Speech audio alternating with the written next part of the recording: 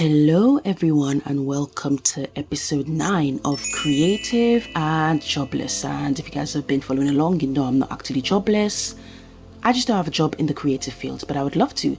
So if you enjoy my work and you like what you see, get in contact. My email is in the bio.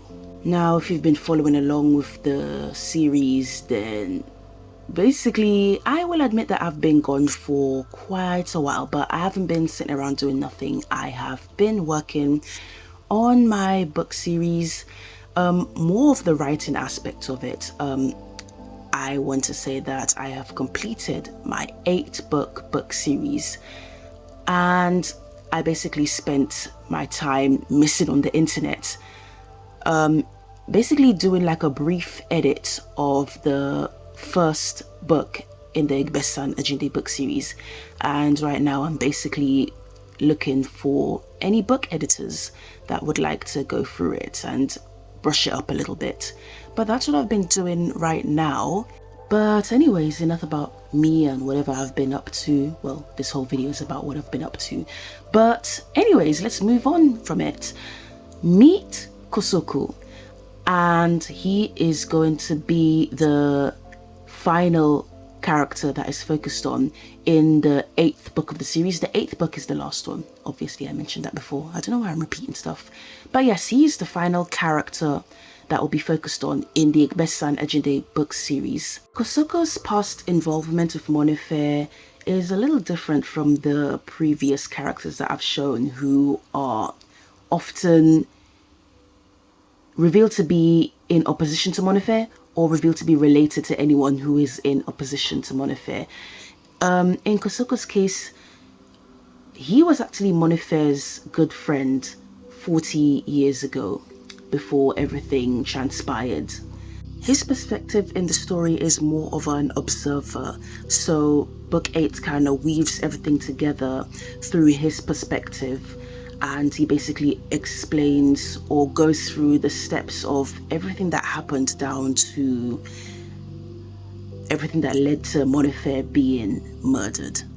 So he knows everything that went wrong before the murder, and he knows everything that went wrong after the murder.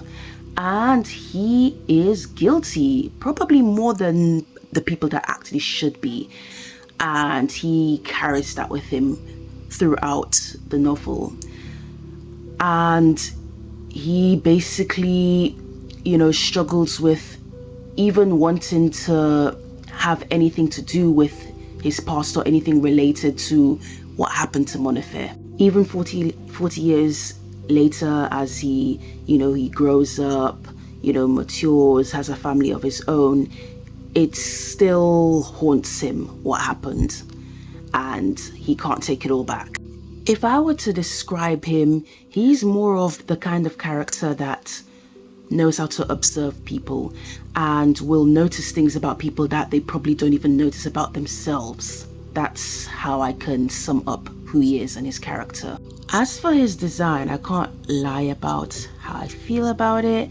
I don't know, it felt like one of my less eventful kind of creations. I say less eventful as in, I will admit I did feel a bit bored drawing him, but I kept going. He did turn out kind of how I wanted, but yeah, I don't know.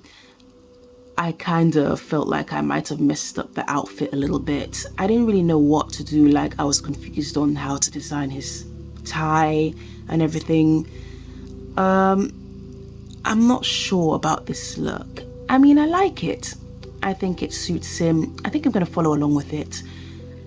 I think it's more of like the feeling I experienced when drawing him. I didn't really feel anything, kind of like in the middle about it. Like, it's okay, it's decent enough. But I guess that kind of aligns with his character and who he is, standing on the sidelines about everything. I don't know. I'm just rambling on. But I would say, I'm just mildly satisfied with how he turned out. I do feel like when doing his hair, the lining, when I was doing like the curly hair strands, I feel like the lining came out a little chunkier than it did in previous pictures. Maybe that's what's throwing me a bit off, but I got the basics of his design down. I think as I go along and move on to drawing, illustrations for the book, then I can fix that. But yes, for the time being, this is the final main character of book 8 to the Igbesan Ajinde book series, Kusuku. And I pretty much have nothing else to say about him. I think I've introduced enough. I don't want to say too much. I never want to say too much in case it spoils the story. But I think I have completed, I would say, season 1 of the Creative and Jobless book series, where I've given an outline of the characters that will be focused on and their roles. And basically, you know, if you guys have watched the entire series and you decide that you want to buy the book and read it, you know, there's no confusion on who is who and what is what. But that's about it. In fact, now that I think about it, he is not the last character I'm going to draw. Well, he is the last character in the entire book series that I'll be focused on. However, I do think there will be a Creative and Jobless season 1 episode 10 after this, to be honest, because I did miss out on an important character that I wanted to add into this. But for now, this is who I'll show to you guys. And stay tuned for the next episode of Creative and Jobless. And please, please, please remember to like, comment, share, subscribe, follow if you're on Instagram, engage with the content. Look, I got a low amount of followers. I'm not even gonna lie about it. And I feel like people are just watching and going along. Come on, this is good work. I'm putting my all into this. Come on, give me some credit. Show that you are a little interested. But anyways, it's up to you.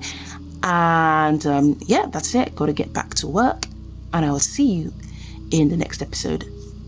Bye.